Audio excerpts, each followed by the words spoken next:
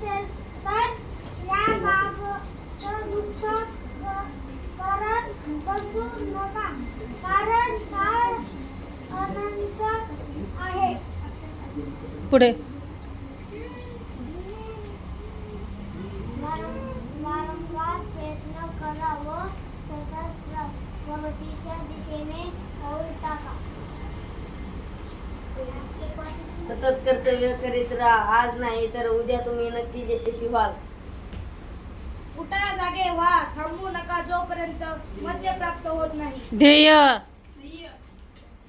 ध्येय प्राप्त होत नाही. एक एक लाईन नाही वाचायची आहे. चढउतार हे येतच असतात. नेहमी हसत राहा असा चेहरा काय कामाचा हो असत नाही. अहंकारापासून सतत सावधान करा. बस खाली. पुढे प्रत्येक क्षणाचा व संधीचा उपयोग करून घ्या. प्रगतीचा मार्ग फार मोठा आहे आणि काळ वेगाने पुढे जात आहे. म्हणून आपल्या संपूर्ण आत्मबळाने कामाला लागा, तेव्हाच तुम्ही ध्येय गाठू शकाल.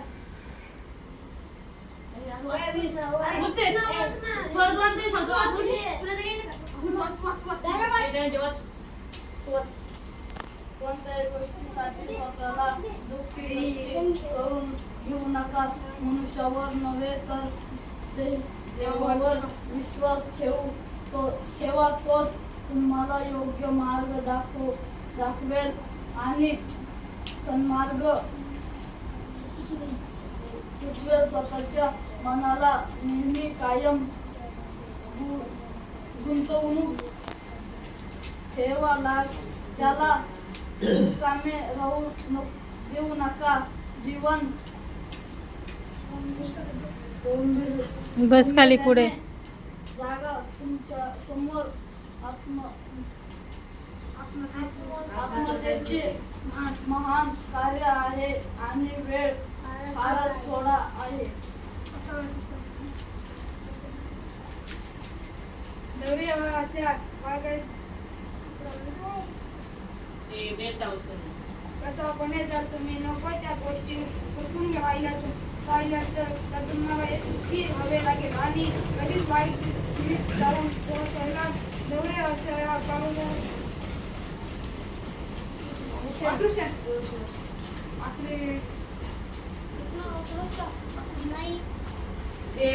धैर्य व आशा बाळगल्यास जीवनातील सर्व प्रसंगाशी सामना करण्याची योग्यता तुमच्यात लवकरच येईल. तुम्ही स्वतःच्या बळावर उभे राहा. आवश्यक वाटत असेल तर संपूर्ण जगाला आव्हान द्या. यामुळे तुमचे काही नुकसान होणार नाही. थोर व्यक्ती हे सदैव एकाकी वाटचाल करत आहेत आणि या एकाकी प्रयत्नामुळे ते फार दूरपर्यंत पोहोचले आहेत. एकाकीपणामुळे चालून त्यांनी स्वतःच्या बळावर जगातील महान कार्य संपन्न केले आहेत. याकरिता त्यांना केवळ स्वतःच्या अंतरात्म्याची प्रेरणा प्राप्त झाली आहे. आपल्या आंतरिक सुखाने ते नेहमी प्रफुल्लित झाले आहेत. दुसऱ्यांनी येऊन आमच्या दुःख दूर करावे अशी आशा कधीच बाळगली नाही. स्वतःच्या वृत्तीमध्ये त्यांनी आपला आश्रय शोधला आहे. एकटेपणा हे जीवनातील परम सत्य होय, परंतु एकटेपणापासून घाबरणे, राग करणे, कर्तव्य पथावरून विचलित होणे हे महापाप होय. एकटेपणा हे आपल्या स्वतःच्या अंतरंगात लपलेल्या महान शक्तींना विकसित करणारे साधन आहे. स्वतःवरच अवलंबून राहिल्याने तुम्ही आपल्या श्रेष्ठतम शक्तींना प्रकाशात आणू शकता. क्षणभरासाठी आपण असे मानले की आपल्याच एखाद्या नातलगाने तुम्हाला त्रास दिला व तुमचे अंतःकरण दुखावले तर काय तुम्ही या दुःखद गोष्टीचाच उहापोह करीत राहणार?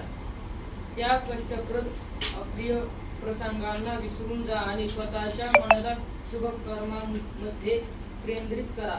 चिंतेपासून मुक्त होण्याचा सर्वोत्तम उपाय दुःखांना विसरणे हाच आहे.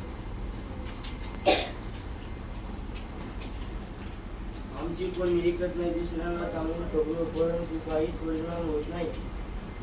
अशा बोलणाऱ्यांनी स्वतःकडे बघावे. आत्मनिरीक्षण केल्यास स्वतःच्या निश्चितीत शाप पटेल. भलेही तुम्ही बोलू नका किंवा कोणी बोला, पण कार्यात तल्लीन व्हा.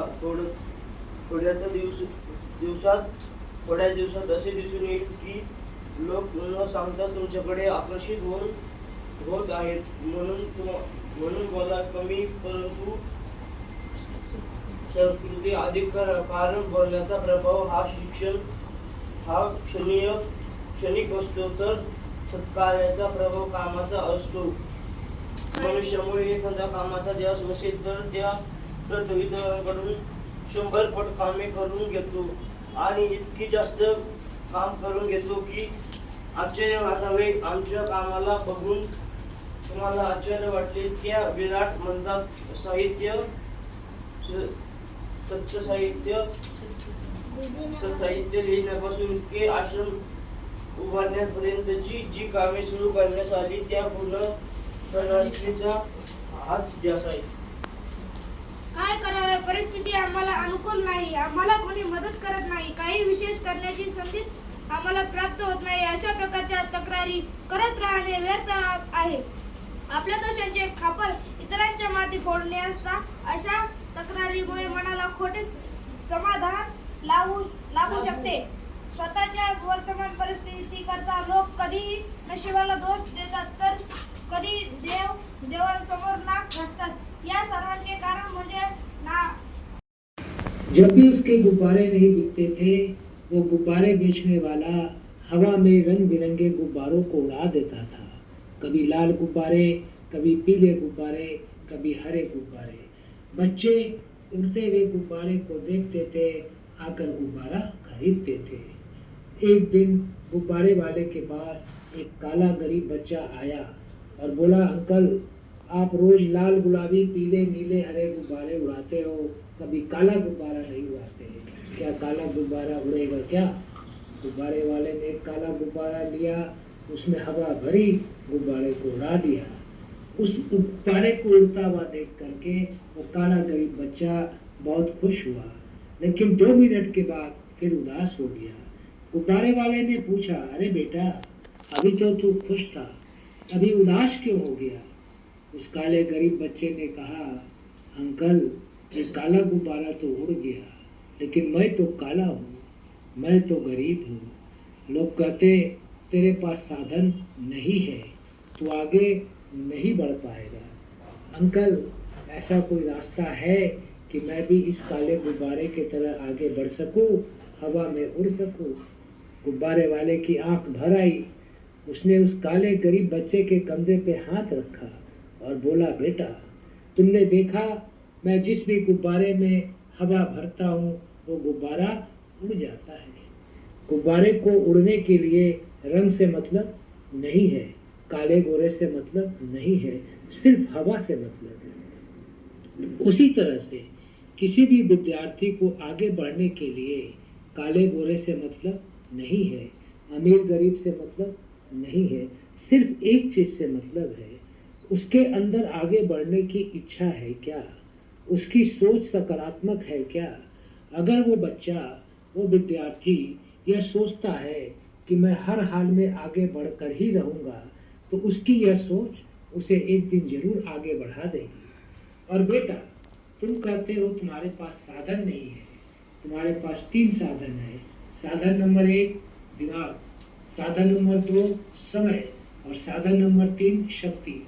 दिमाग, समय, शक्ति, ये 3 साधन प्रकृति ने, भगवान ने सबको दिया है. और जो भी विद्यार्थी इस साधन का उपयोग करेगा, अपने आप को आगे बढ़ाने में खर्च करेगा, वो जरूर आगे बढ़ेगा. वो काला गरीब बच्चा बोला, हाँ अंकल मैं समझ गया, मैं आज से सकारात्मक सोचूंगा. मैं आज से सोचूंगा कि मुझे हर हाल में आगे बढ़ना ही बढ़ना है. और मैं आज से अपने 24 घंटे का उपयोग, मैं अपने शक्ति का उपयोग, और मैं अपने समय का उपयोग, और मैं अपने दिमाग का उपयोग आगे बढ़ने में लगाऊंगा. और वो काले गरीब बच्चे ने काफ़ी आगे बढ़कर दिखाया. जब मित्रों वो काला गरीब बच्चा आगे बढ़ सकता है तो क्या हम और आप आगे नहीं बढ़ सकते? जरूर बढ़ सकते हैं। मैं आपको आपके बचपन की बात याद दिलाता हूँ। बचपन में चलने के पहले आप बार बार गिरे थे, हाँ या ना? और हर बार गिरने के बाद आपने फिर से उठकर चलने का प्रयास किया था। अगर आप गिरने के बाद बार बार फिर से उठकर चलने का प्रयास नहीं करते तो आज चलना सीख पाते क्या? जब आपने एक के ऊपर प्रैक्टिस किया था तो एक के ऊपर ही बार बार प्रैक्टिस किया था। अगर आप एक के ऊपर बार बार प्रैक्टिस नहीं करते तो आप एक दिखना सीख पाते, हाँ या ना?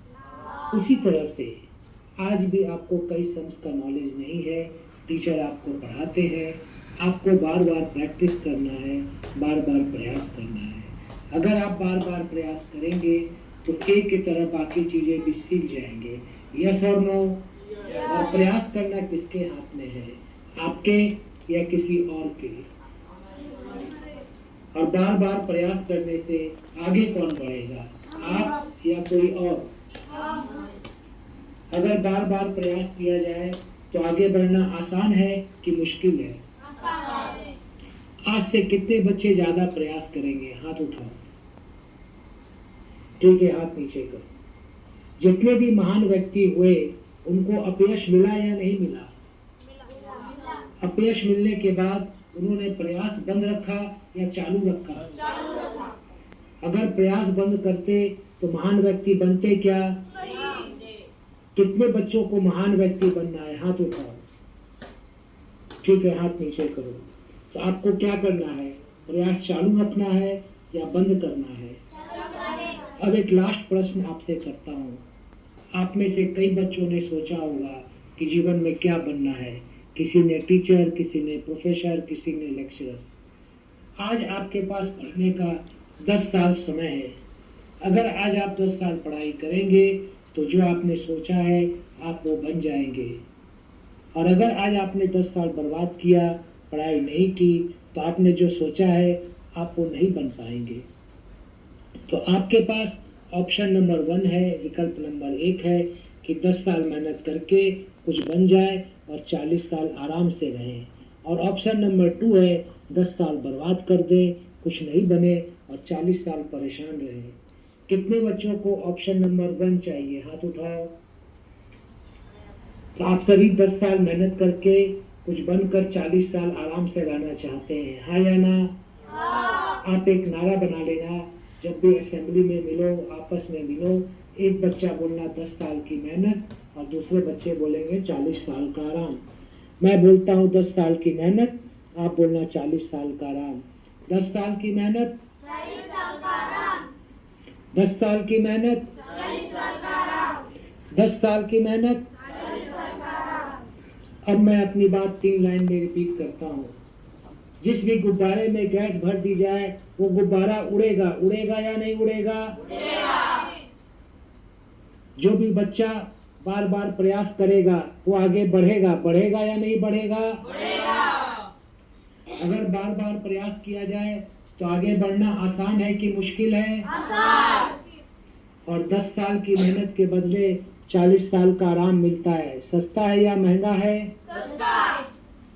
आप लोगों ने हमारी बात सुनी, इसके लिए आप लोगों का धन्यवाद और आप लोगों का जीवन मंगलमय हो, ऐसी मैं ईश्वर से प्रार्थना करता हूँ।